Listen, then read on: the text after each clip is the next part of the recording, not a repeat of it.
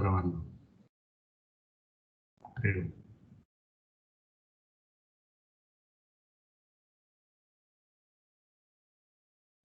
Bueno, empezamos. ¿Alguien quiere recapitular lo que vimos en la clase anterior? Refresquenme la memoria.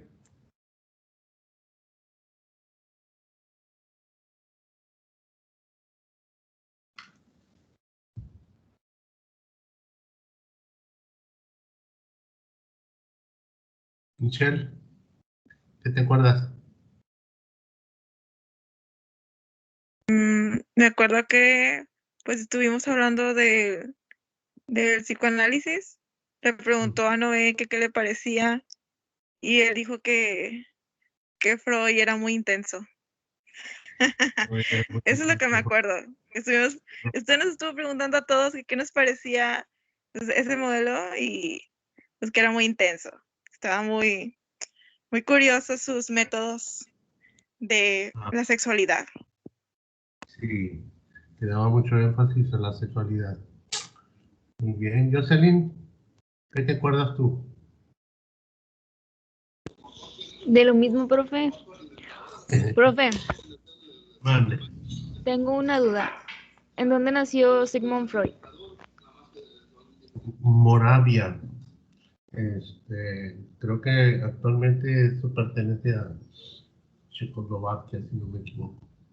¿Quién me preguntó? Yo, Jocelyn. Es que estaba viendo un documental y dice que nació en Viena, pero luego Viena. investigué y dice que solamente estudió en la universidad de ahí, pero en el documental sí mencionan que según nació en Viena. No, nació en un pueblito que se llamaba Moravia. Y desde muy pequeño se fue la familia a Viena. Y ahí pasó prácticamente toda su vida. Desde que era niño hasta la Segunda Guerra Mundial. Donde tuvo que ser este, rescatado porque pues estaban los nazis a todo lo que da. Y aunque él era ya a estas alturas una figura pública muy, muy importante, pues como quiera, los alemanes iban contra todo, contra todos los judíos. Y logró ser eh, extraditado, logró ser rescatado y fue a vivir sus últimos años en Inglaterra y ahí se murió. Nació en 1856 y se murió en 1939. Entonces vivió pues, como unos 80 años, 56 al 39.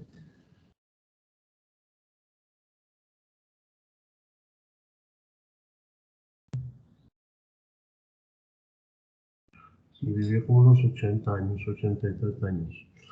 Y prácticamente toda su vida escribió.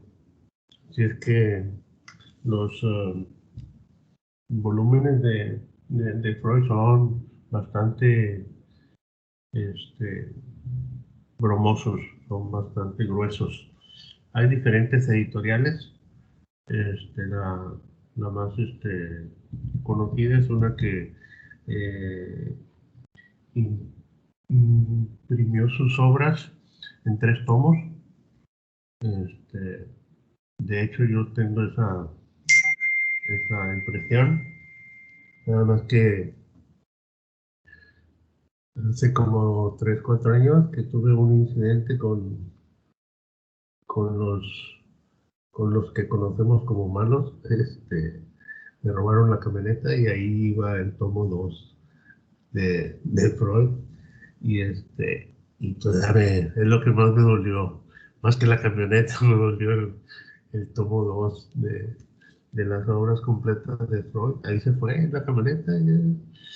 Quién sabe dónde ande, que la camioneta esa yo creo ya ni existe. Pero pues ahí se fue el libro. y ni modo ni por dónde hacerte.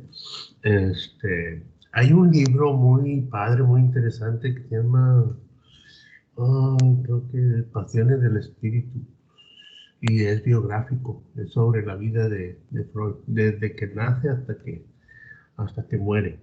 Y bueno, pues, obviamente pasa por toda la trayectoria. Hay una serie de Netflix también, imagino que la mayoría de ustedes ya la vio, la serie de Netflix, que habla sobre Freud. La serie está muy, muy mística, y ubica a Freud en sus inicios, cuando era como especialista en hipnosis. Pero el libro de Pasiones del Espíritu, si no me equivoco, es biográfico, y de ahí plantea algo muy, muy interesante, que cuando él nace, cuando es pequeño, casi toda la gente alrededor de él tenían la idea de que iba a hacer algo grande, iba a hacer algo importante, iba a hacer algo significativo en algo, ¿no? Tenía la gente alrededor esa percepción. Y esa percepción es importantísima para que a los seres humanos les pueda ir bien. Algo muy similar le ocurrió a García Márquez. ¿Sí conocen a Gabriel García Márquez? Michelle sí lo conoce. Gabriel García Márquez es un escritor colombiano, uno de los mejores escritores. También, cuando él era niño, también la gente que estaba alrededor de él, que lo veían, dice, este niño va a hacer algo, este niño va a ser muy importante, este niño va a hacer un gran descubrimiento, o a hacer algo muy, muy importante. Y García Márquez pues, fue ganador del Premio Nobel de Literatura, y pues Freud fue una figura muy, muy significativa, muy, muy representativa en la historia de la psicología. Permítanme un momentito, estoy en clase, digo, al rato te hablo. Vale. Fue una figura muy, muy, muy importante, todos lo conocemos. Decíamos la clase anterior, si no me equivoco, hablábamos del libro de estudios sobre la histeria, donde hacía mucho énfasis a la hipnosis. ¿Cómo funciona la hipnosis? Pues a través de la sugestión. La sugestión. Y la sugestión es el poder que una persona le otorga a otra, para hacerle caso, para hacer lo que esa otra persona les está solicitando. Por esa razón decíamos también que Freud poco a poco abandonó la hipnosis y buscó otro método, buscó otro camino para llegar al origen de los síntomas o de la enfermedad. Y ese otro camino, ¿recuerdan cuál fue? ¿Cuál fue el que encontró?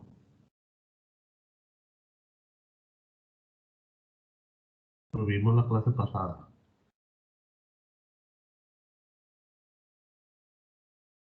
¿Alguien recuerda cuál fue el método que encontró Freud para sustituir a la hipnosis? Claro que sí, profe. Asociación libre. Exactamente, asociación libre. A través de esa estrategia, pues podía llegar a el origen del problema, o el origen del trauma que estaba ocasionando la enfermedad.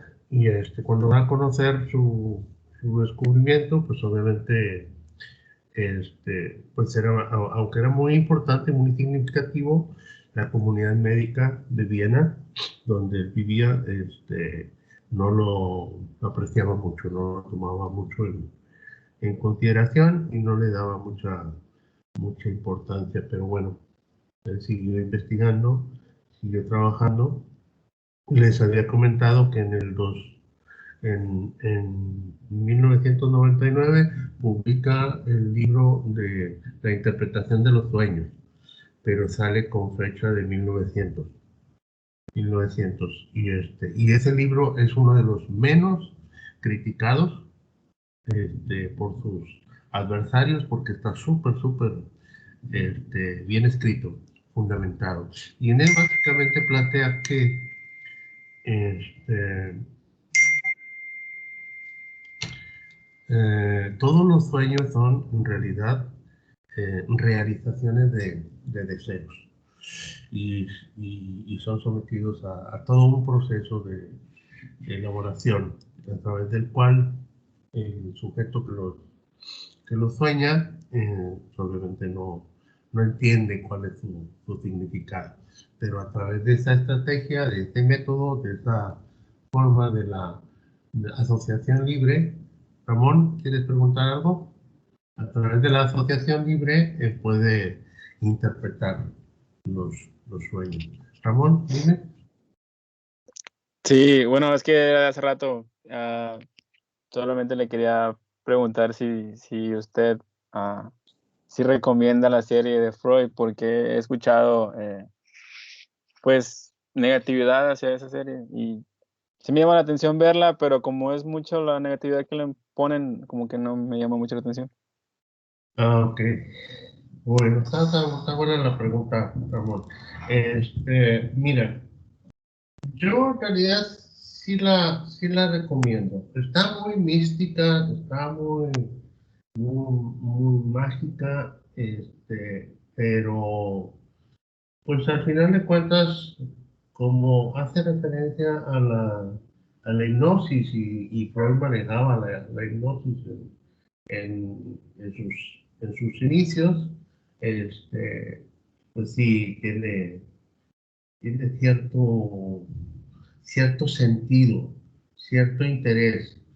Los primeros capítulos, este, sí, no sabes qué onda, no sabes para dónde va la película, para dónde va la historia, o de dónde sale toda esta misticidad, pero ya como en el capítulo 6 más o menos le encuentras el hilo, le encuentras la orientación y te das cuenta de que tiene que ver con el poder de la sugestión, el poder de la sugestión. Y cuando termina la serie, queda un vestigio de que va a continuar, pero va a continuar con, bueno, yo espero, me imagino, con cosas más cercanas al trabajo realizado por Freud y no tanto a las cuestiones místicas que manejan en esa serie. Si no me equivoco, son 8 capítulos. Son 8 capítulos. Y a partir del capítulo 6, este, cuando yo más o menos le encontré sentido por dónde iba la historia. Pero, pues sí, como era Freud, pues yo la tenía que ver. Independientemente de que no fuera Freud, sí, yo sí se la recomiendo, porque tienen que tener la mente abierta. Tienen que tener la mente abierta. Y ver esta serie como cualquier otra serie, y después de verla, no dar por hecho todo lo que visualizan, todo lo que se dice en esa serie, sino tomar lo que realmente les pueda servir, realmente lo que les pueda servir. En esta serie, este, uno de los acontecimientos significativos es que lo hacen tener una relación, una mujer diferente a su novia. Él tenía tuvo una novia toda su vida, Marta, y tenían ellos un amor así muy, muy platónico, muy idealista, muy idealizado, muy... A propósito de eso, les encargo que investiguen una carta que le manda Freud a Marta. Bueno, se intercambiaron infinidad de cartas durante todo su noviazgo, pero casi todas son en el mismo sentido, de que es un amor súper idealizado, un amor como que es muy platónico. Y ya después de que se casan, el amor platónico se queda atrás y ya es más práctico, ¿ah? Pero sé que busquen por ahí en Google una de las cartas que Freud le escribía a su novia, para que se den una idea de cómo era su relación. Y en esa serie les decía, pues hacen que tenga una relación sexual con otra mujer, lo cual no, solamente es ficticio. Por otro lado, hablando de las relaciones sexuales, uno, en el trayecto de su crecimiento, hubo varios alumnos muy importantes, muy destacados, y uno de ellos, muy conocido a nivel mundial en la actualidad también, fue Jung, Carl Gustav Jung.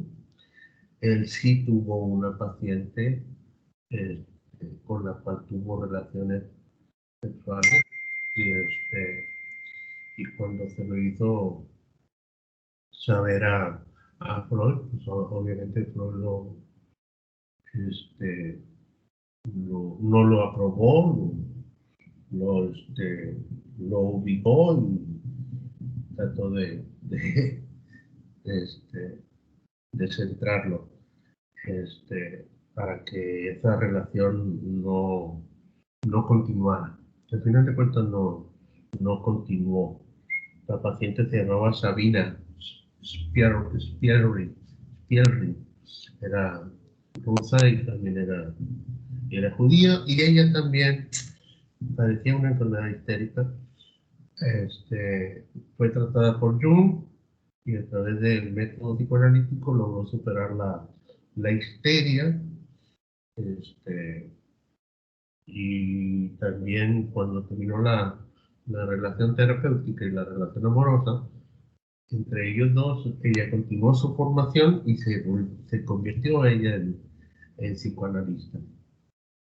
Y realizó un trabajo importante en Rusia, pero no tuvo tiempo de trascender porque fue asesinada por los alemanes en la Segunda Guerra Mundial.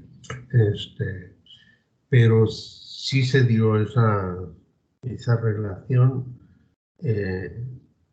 íntima entre Yu y su paciente, y obviamente si eso hubiera ocurrido en la actualidad, pues la carrera de Jung se hubiera terminado prácticamente ahí.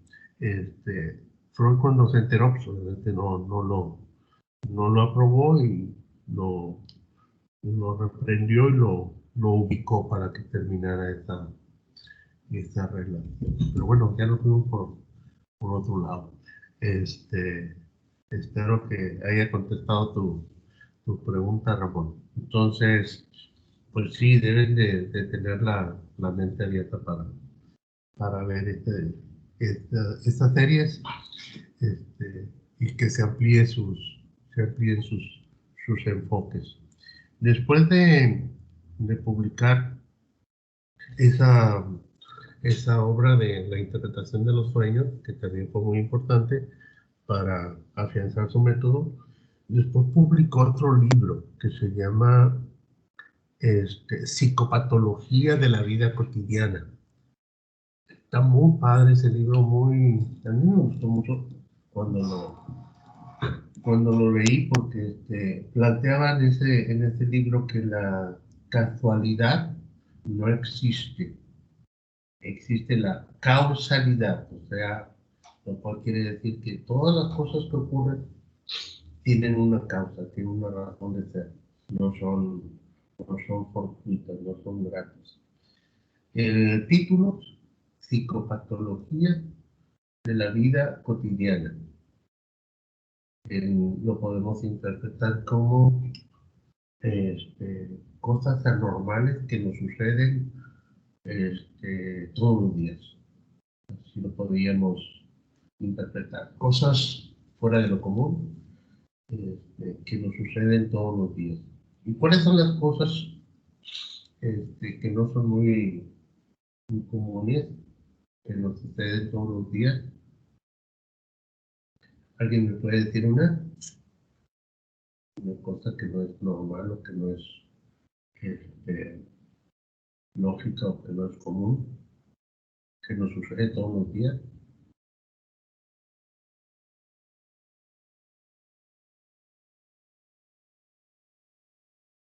Una.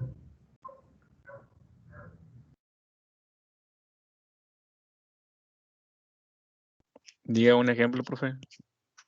Un ejemplo, bueno, la tarea que les encargué, ¿quién no la ha hecho?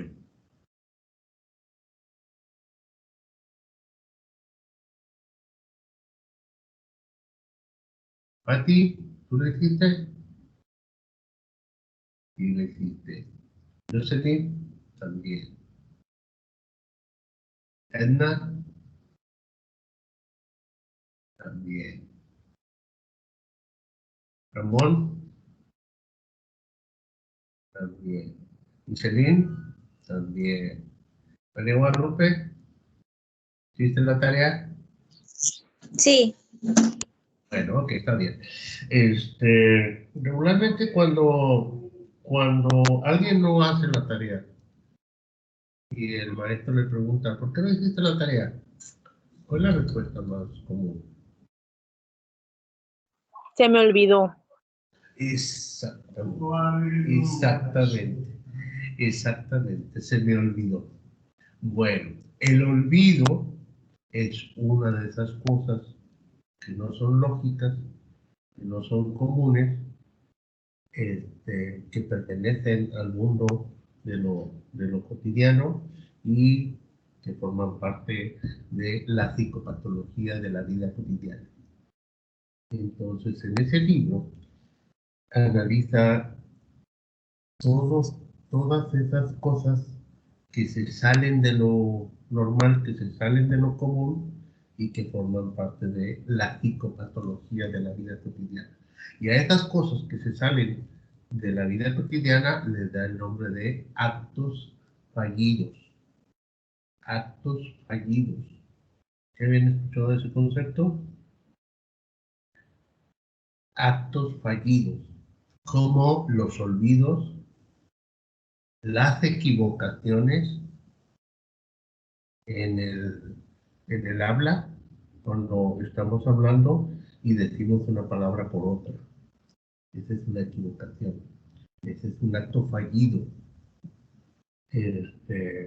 Las equivocaciones en la escritura, cuando estamos escribiendo y escribimos una cosa por otra.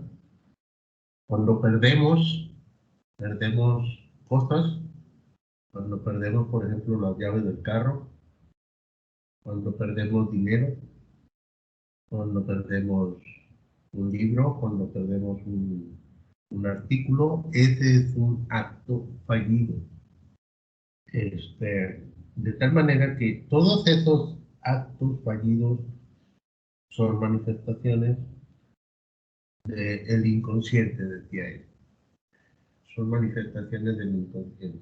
Cuando andamos caminando y andamos tarareando una canción, todos nos ha ocurrido eso, andamos tarareando una canción y luego como a las 2 horas volvemos a tararear la misma canción y luego más tarde también, y hasta que nos preguntamos qué onda con esa canción, ¿por qué la traigo? Bueno, todo eso tiene que ver con expresiones del inconsciente, y si son manifestaciones del inconsciente. Esas cosas tienen una razón de ser, no son fortuitas, no son casuales, tienen una causa, tienen una razón de ser. Y esa razón de ser tiene que ver con lo que está sucediendo con el sujeto a nivel inconsciente. La interpretación de cualquier acto fallido a veces parece ser muy obvia, pero no necesariamente lo es. La interpretación de cualquier acto fallido tiene que ver con la historia personal del sujeto y, nada, y con nadie más, con nadie más. En una relación, por ejemplo, de noviazgo, cuando la novia tiene un novio que se llama Juan, y en vez de decirle Juan, le dice Javier, esa es una equivocación, ese es un acto fallido. La interpretación de esa equivocación tiene que ver con la historia de la persona, no tiene que ver con mi historia, ni con la historia del otro ni del otro. La interpretación más más fácil de decir, pues es que, bueno, estaba pensando en otra persona que no era su novio, o estaba pensando en un novio que tenía antes, que se llamaba Javier, o cosas por el estilo. Sí puede ser eso, ¿ah?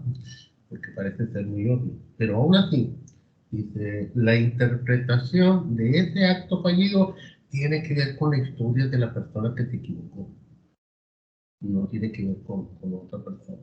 Y a propósito de ese enfoque, escribió un artículo que se llamaba, que lo tituló como Psicoanálisis Silvestre. ¿Han escuchado hablar de psicoanálisis silvestre? ¿No?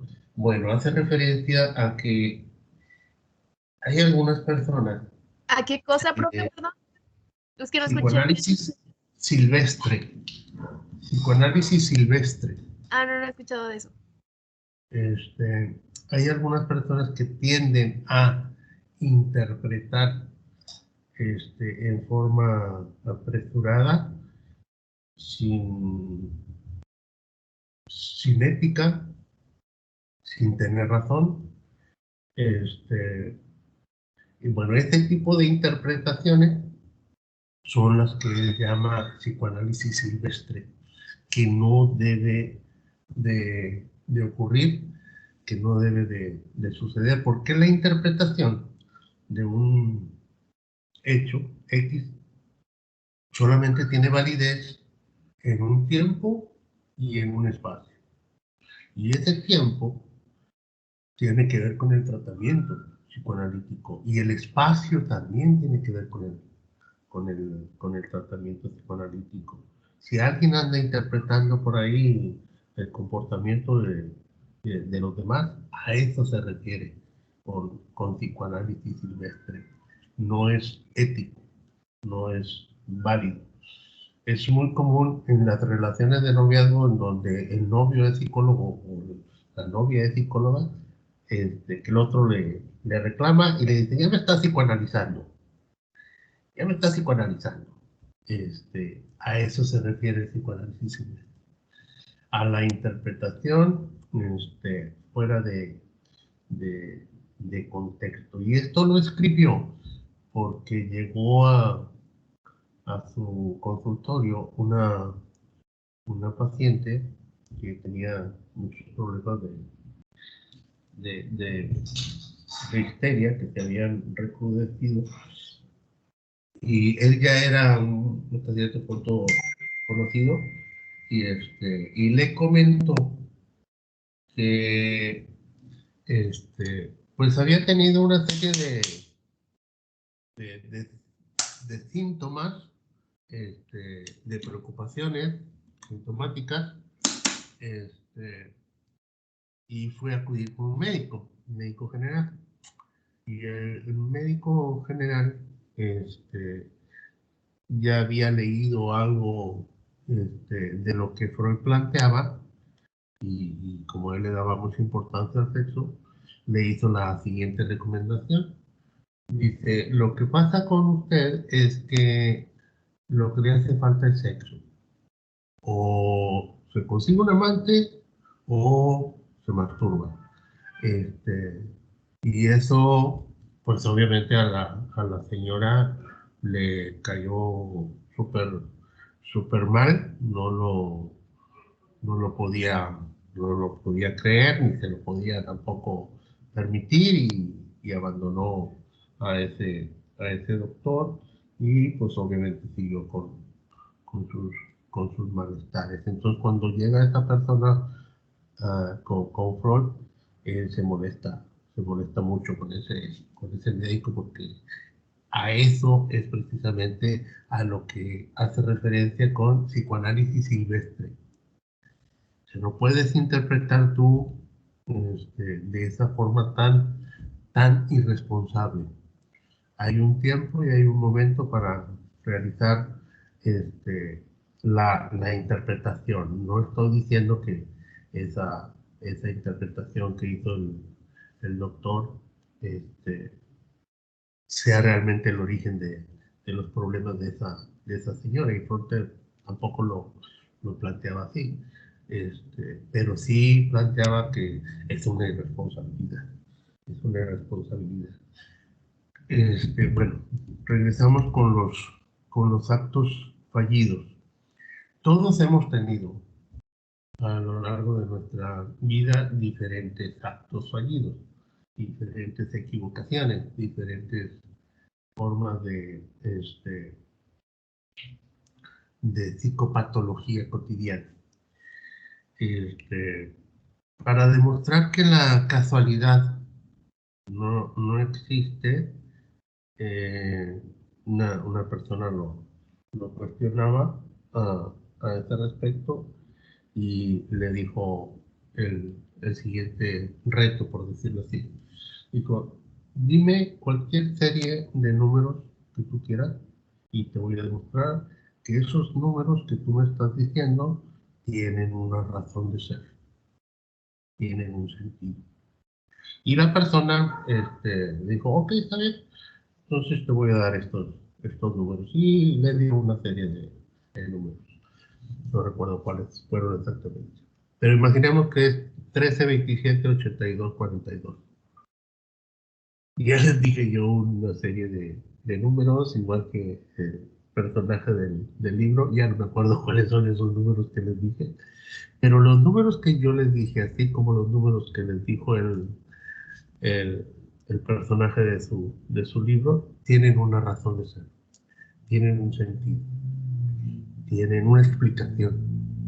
O sea, el hecho de que hayamos expresado esta serie de números tiene que ver con algo importante para nosotros relacionado con el inconsciente.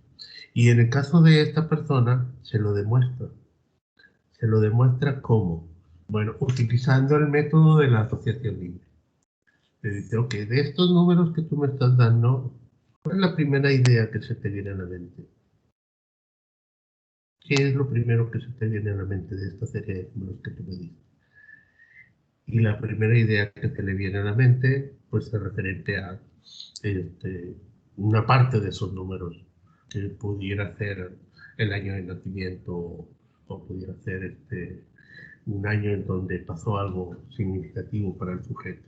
Y, ok, se va enlazando con las otras ideas que le vienen a la mente del sujeto relacionado con los otros números, hasta que le encuentra un sentido a todos los números que la persona le dijo. Y con eso demuestra que la casualidad no existe, sino que existe la causalidad. O sea, que todas las cosas tienen una causa, todas las cosas tienen una razón de ser, un sentido. Yo recuerdo uno que tuve cuando estaba en la facultad, fue muy, para mí fue muy significativo porque cuando yo estaba en la facultad, la forma en cómo yo estudiaba, pues era a través de la lectura del texto. Me agarraba el texto y me ponía a leerlo, y lo que me parecía interesante lo subrayaba. Lo subrayaba. Seguía leyendo, y si acá había otra cosa interesante, lo subrayaba. Y al pasar las hojas igual. Y ya después de que terminaba la lectura, todo lo que había subrayado lo pasaba a mi cuaderno. Todo lo que había subrayado lo pasaba a mi cuaderno. Y hagan de cuenta que era el resumen del artículo. Y cuando ya lo tenía escrito en mi cuaderno, lo agarraba y me ponía a estudiarlo. Y cuando lo estaba estudiando, me di cuenta de que había cometido un error de ortografía, pero un error muy garrafal. Yo en ese entonces tenía mala ortografía, pero no tan peor, porque había escrito la palabra ojos con H. La había escrito con H, ojos con H. Yo cuando vi la palabra esa, ojos con H, dije, no puede ser que yo haya escrito eso. Y pues sí, estaba ahí escrito. Y esa era una evidencia de que era un acto fallido, de que era un error, de que era una equivocación. Y bueno, si era un acto fallido, entonces algún sentido debería de tener, alguna razón, alguna explicación debería de tener. Y empecé a usar la técnica de la asociación libre y me pregunté, ¿qué es lo primero que se te viene a la mente relacionado con esa palabra ojos con H? Y la primera idea que se me vino a la cabeza fue la palabra hijos. Hijos si lleva H, solamente cambia una letra. Hijos, entonces yo en vez de poner ojos, puse hijos. Ok, pusiste hijos. ¿Por qué pusiste hijos? ¿Qué otra idea se te viene a la mente relacionada con hijos? Y las otras ideas que se me vinieron a la mente relacionadas con hijos, pues eran muy significativas, porque pues era algo muy importante relacionada con lo que yo estaba viviendo en esa época. Parece algo así. Y bueno, y las ideas que estaban ligadas con eso es que, bueno, tienes 20, 21, 22 años en esta época y te planteas la posibilidad de si puedes llegar a ser padre o si no puedes llegar a ser padre. Si eres fértil o no eres fértil. Entonces, ese tipo de preocupaciones andaban rondando mi cabeza y se filtraron por ahí a través de un acto fallido. Entonces, esa fue la explicación de mi equivocación, propiamente dicha. Entonces, el trabajo que les voy a encargar ahora tiene que ver precisamente con este tema. Y es el siguiente. Van ustedes a visualizar un acto fallido que hayan tenido ustedes, algún olvido, alguna equivocación, algún acto fallido, y van a intentar de encontrarle la explicación. Van a tratar de encontrarle la interpretación a su equivocación, a su acto fallido. ¿Sí me explicó? ¿Sí se entiende? Voy a dejar de grabar para que no se vea tan grande